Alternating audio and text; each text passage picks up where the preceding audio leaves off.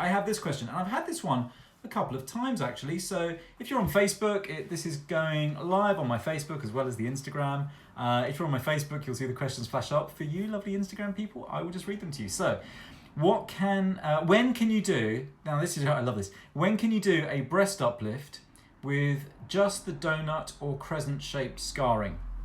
Okay, plus a typo, a special added typo. When can you do a breast uplift with just the donut or crescent shaped scarring? All right, what I tell everyone is essentially a breast uplift can be done using one of three main scar patterns.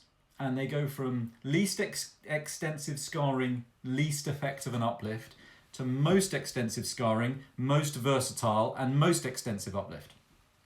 The least extensive scarring is one with a scar just around the areola itself. The next is the so-called, and that one just around the areola is called a periareolar mastopexy because the scar runs around the areola, a periareolar mastopexy. The next is where there's a scar around the areola and then running vertically downwards, which is called a circumvertical mastopexy for some reason, also logically called a lollipop lift because it does look just like a lollipop. And the main one with the scar around the areola downwards and in the crease, in the breast crease itself, is called a wise pattern mastopexy, or an anchor scar mastopexy, a keyhole mastopexy, inverted T. These are all names for that same scar pattern. Now, for years, and the last one, the wise pattern, is by far and away the most popular, most common. It's almost, if you're having a mastopexy, that's what you're going to end up with. But it doesn't have to be this way, and they all have their place. For years, the wise pattern, I'd say, was all I did.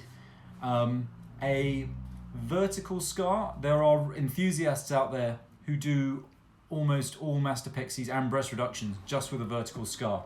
For me, I have to select the patients who use it because in my hands it has a tendency to lengthen the lower part of the breast, so I reserve it for those people who have a short lower pole of the breast.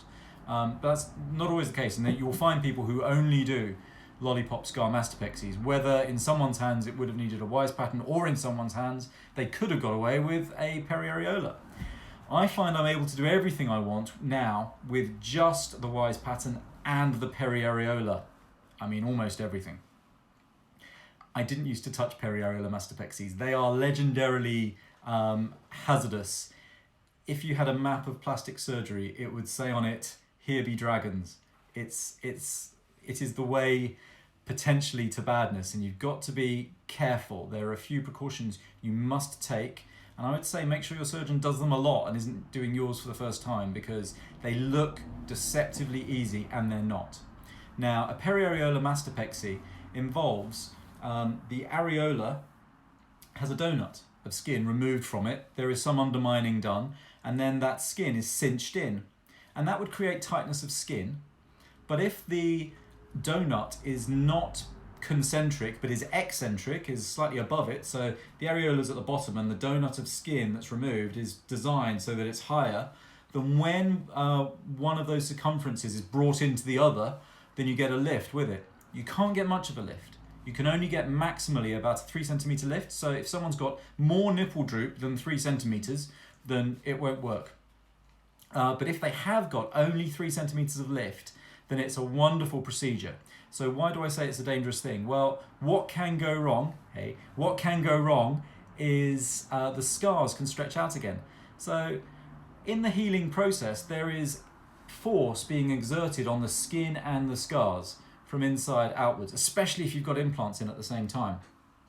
And so what's it going to do? Well, the skin wants to stretch, the scar wants to stretch, everything does. But the scar is more likely to stretch. It has greater compliance than the skin. So it would stretch preferentially. So you would end up with the nipple back where it started and a big, wide, ugly scar. And this is what you hear about. If you do your research and read into this, you will see disasters with periareolar mastopexy. And I found only one way of making it work. And this was told to me by Dennis Hammond, who's an American surgeon, who I had to visit in order to get this tip. And he says, use this one stitch, use this one. If you use any other, it will go wrong. If you use this one, it will be fine. And he was right, it's true. And the stitch is a non-dissolving stitch. and it's one which is soft enough to be able to tie knots nicely and sit under the skin and live there forever. And when you tie that new circumference of stitch and you knot it there, you've locked that. Now the scar cannot stretch. And I actually have, because this question came in a while ago, I have a video. So we have, I'm going to rewind back and do that again. Can you still see it? That's it, yeah. Yeah, okay, cool. So this is a periareolar mastopexy going on. And tell you what, I am going to show you on Instagram too. Here we go. You get to see my screen. It's a scary moment. You get to see what I'm looking at. So, this is a periareolar mastopexy, and if we start at the start, you can see that that donut of skin that's being removed is biased towards the top of the breast compared to the bottom. Now, that nipple is too low on that breast. That would not be a pretty breast. I've just put an implant in it, but if I left it at that with that nipple pointing downwards, it would not be an attractive breast. Now, I've put in that dissolving stitch, and it takes ages to put in, but, well, it takes a while anyway, not ages. But once you do and you've got it right, this is the nicest moment in surgery that I know of. You tighten this knot, and look at that magic. Look at that. That's just beautiful, isn't it? And there we have the nipple relocated in the right position. You can see some pleats around the scar, and those pleats have to happen because essentially we've taken a large circumference and cinched it into a small circumference. But if you don't push the technique, so I'm going to hide that. If you don't push the technique too far and you're only going for your 3 centimeter lift, then that will be enough. That cinching, that pleating will settle down and it vanishes completely. It's telling me our broadcast. Oh, that must be the old one. So there you go.